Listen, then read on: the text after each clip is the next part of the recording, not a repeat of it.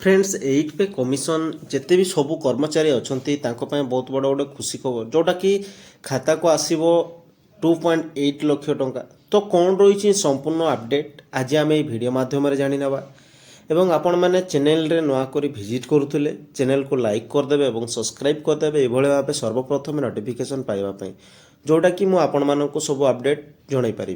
तेज चलतु वीडियो को स्टार्ट करवा। तेबे अष्टम वेतन कमिशन सुपारिश अनुजाई कर्मचारी माने वर्धित दरमा और पुराणा दरमा बाकी व्यय प्रदान करिपारंती।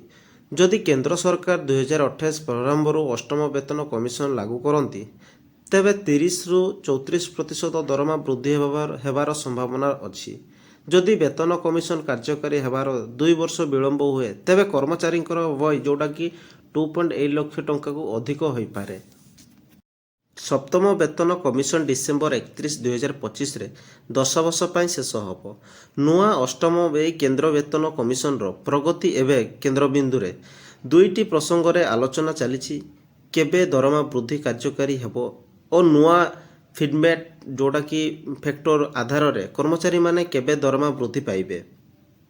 जस्टिस रंजना देसाई नेतृत्व में गठित पैनेल यार कार्य आरंभ करिछि। दरमा वृद्धि प्रसंगित मौलिक दरमा व्यय उपरे आलोचना दृढ़ गति चली। सरकारी कार्यान्वयन तारीख एपर्यंत घोषणा करा जाय नाही, किंतु वर्तमान आकलन सूचना देछि जे यह 2028 प्रारंभ कार्यकारी हेबो। एम्बिट कैपिटल समेत बजार विश्लेषक माने अष्टम वेतन कमिशन अधीन 30 रु 40% दरमा और पेंशन वृद्धि हेबार पूर्वानुमान करा जायछि। फीडमेट फैक्टर जोटा कि 1.83 रही जोटा कि 2.46 मध्य रहिबार संभावना अछि और अधिक आकलन अनुजाई यह प्राय 2.28 हेबार देखा जाउछि जोटा कि नुआ व्यवस्था रे महंगा भत्ता डीए जोटा मूल दरमा अंतर्भुक्त हेबो बोली आशा करा जाउछि।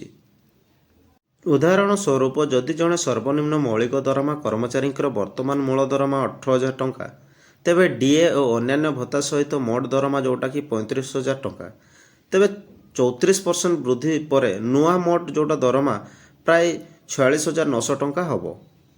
यार अर्थ होछि जे प्रति मासरे प्राय 11,900 टंका वृद्धि। जदि नुआ कमिशन 2028 प्रारंभ कार्यकारी हुए तेबे 2026 रु 2024 जोटा कि 24 मासर व्यय प्रारंभ भाव प्राप्त हेबो। एही उदाहरण मोट व्यय जोटा रोची कि 2.8 लाख टंका पाइबे। तो जड़े सर्वनिम्न मौलिक दरमा जोटा रोची किंतु 2 टंका प्रदान किछि परिमाण से ही आशा को ह्रास करवा। अष्टम वेतन कमिशन मौलिक दरमा संसद सहित एचआरए परिवहन भत्ता पेंशन महंगा सहायता बार्ता ग्रेजुएटी अवसरकालीन सुविधा इत्यादि समीक्षा करिबो। कमिशन रिपोर्ट दाखल और सरकार अनुमोदन पर एगुड़िक चूड़ांत करा जिवो। वर्तमान पाई कर्मचारी माने फीडमेट फैक्टर दरमा वृद्धि पाई बजेट व्यय जोटा डीए पुनर्सेट उपर ध्यान देवा उचित। अष्टम वेतन कमिशन कार्यकारी नहेबा पर्यंत डीए एवं डीआर प्रचलन नियम अनुसार जारी रहिबो। जदि अष्टम वेतन कमिशन कार्यकारी हुए तेबे केंद्र सरकार कर्मचारी माननकु 30 रु 34% दरमा वृद्धि पाई परिबे। चूड़ांत संख्यक रिपोर्ट फीडमेट फैक्टर भत्ता गठन कार्यान्वयन तारीख उपर निर्भर करे जोटा कि आपण माननकु जोड़ा जदि लेट हुए तो आपण माननकु दरमा केते आसीबो। तो सबू इनफॉरमेशन तो आपण माने जानि सारलेनी। तो कमेंट सेक्शन रे आपण माने निहाती जणाइबे। एभଳି भाबे आपण माने सबू बेले अपडेट जानि परिबे। चैनल को लाइक कर देथिबे एवं सब्सक्राइब कर देथिबे जोटा कि सर्वप्रथमे नोटिफिकेशन आपणक पाखकु पहुंची परिबो।